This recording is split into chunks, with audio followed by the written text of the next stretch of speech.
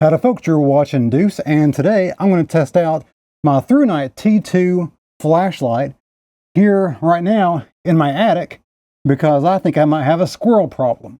Thrunite asked me to compare this with Olight's Seeker 2 Pro, which I have that as well. So we got a nice fill, a nice kind of floodlight, not much of a spotlight, which is good. That's good for this kind of scenario.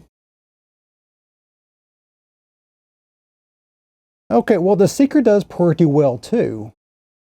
It's a little more of a spotlight. It reaches out a little further, but doesn't illuminate the sides very well. To the sides over here, the sides on the very edge are better lit with the Thrunite versus the Olight. And that's full blast too. Both these are full blast there at that point.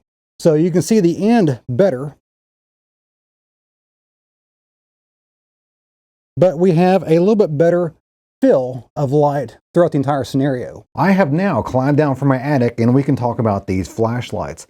Thrunite contacted me and sent me a Thrunite T2. It's one of their newest high performance flashlights here, and they told me to compare it to the Olight Seeker 2 Pro. Now both of these have their pluses and minuses. But for the home gamer, if all you want to know is which of these two flashlights is good for someone who owns a house or just uses it around their property, for the most part, unless you own a ranch or you're doing search and rescue operations, the Thrunite T2 wins out overall. When I'm reviewing a product for the channel, I will almost always use it exclusively for an entire week. Usually the companies want me to get something out faster than that, but I just don't do that. Takes me a solid week to review these, and that's what I did with this as well. And this week was a doozy for the Thrunite T2 flashlight. First of all, I got to use them both while looking at my attic when I discovered a squirrel attack. My house was attacked by a rogue team of squirrels. Also, in the middle of the night, I went to the bathroom, flushed the toilet, and the whole thing filled with mud. That's not normal. That's not right. So in the middle of the night, I again grabbed my T2. I did not record this part, but here is here's a dramatization of that act where in the middle of the night, I went out with my T2 flashlight. Actually, I used them both there as well just to demonstrate the differences and the problems with the Olight. But I went out there and I had to shine the light into the meter. The meter, the whole well where the meter is, was filled with water. So that's not right either. So I knew right then and there that there was an issue, there was a leak, and I just turned off the water main at the road. And all was good until I could get it repaired later on. You can see in that video, you can see where the repair was made, and it's much nicer than it was before. But when you look at that closely, you will see that the Olight right there, that provides a spotlight, which is great for throwing light a far distance. But when you're looking 3 feet in front of you, the spotlight is just too bright. The central spot is just too hot of a spot of light, and it washes out everything and it's hard to see. Whereas the Thrunite T2, they use an orange peel reflector. There's a close-up right there. I love that. The orange peel reflector gives you a nice soft floodlight that does not require a huge hood or a huge lens to do so. Real quickly, let's go over the specs right here, and I have some extra notes here for my own testing, because of course I always do my water test, and it got some interesting results with that. We'll go over that here in a second. But it's got a turbo, so first of all, let's go through all the modes. You got turbo, which is 3,700 lumens. That is super bright, but it is a floodlight 3,700 lumens, which means that it's not going to blind you in the middle, which is nice. But it's got 3,700 lumens. It lasts there about 2 minutes, and then it drops down to, 725 lumens. So there's a pretty steep drop off. So it does not keep that 3,700 lumens for a long time because it would overheat and melt everything. Next up is high at 1,700 lumens. Again, it drops down after 3 minutes or so.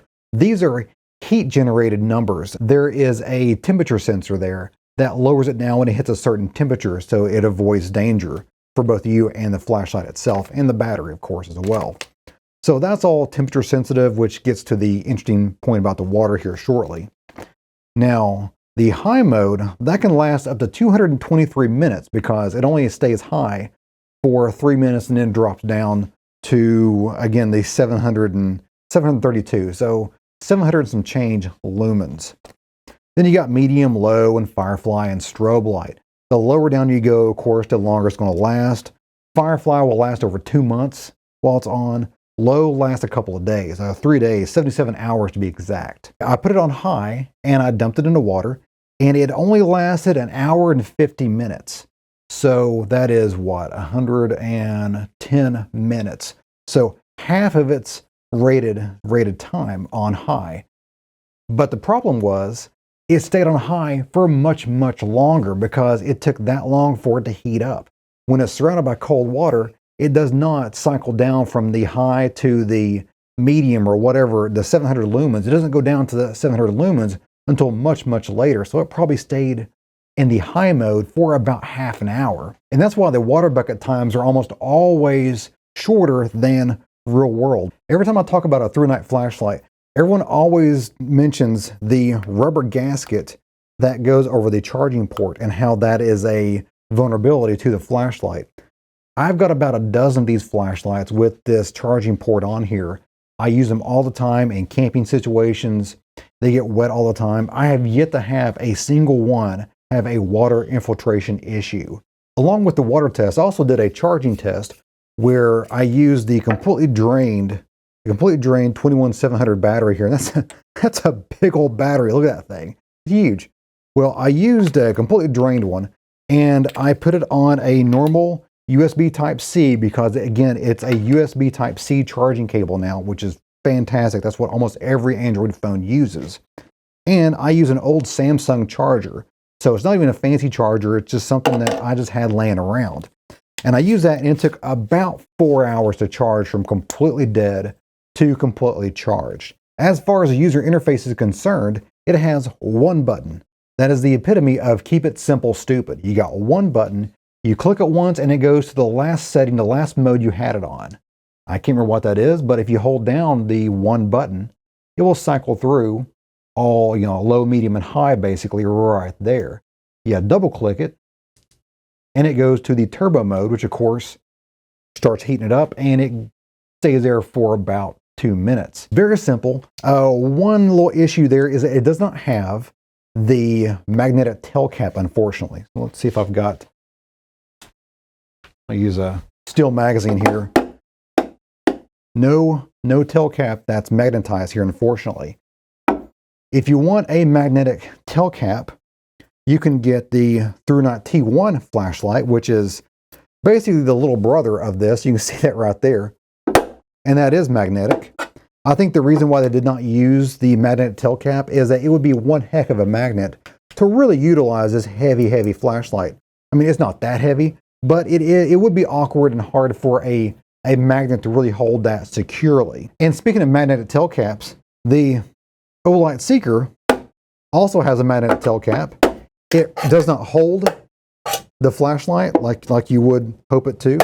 The T1 does, the Seeker does not, because it's just too heavy. It's too big and bulky of a flashlight to be held on with a magnetic tail cap. And it's not really meant for that. It's meant for the charging. And let's talk about an issue with the Olight. This is another compare contrast. The Olight uses a weird proprietary charging cord, which is cool. When it all works, it works really, really well. Like that.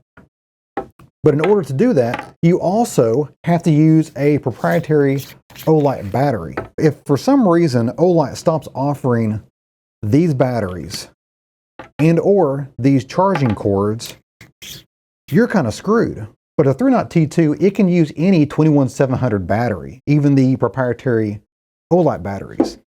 Now, I know that's an odd size. You're not going to go down to Walmart and buy a 21700 battery, but you go on the internet, you can use any of the branded flashlight batteries and it will work in this flashlight. Also, any Type-C cable and any cell phone charger, USB cell phone charger, will charge this flashlight just fine.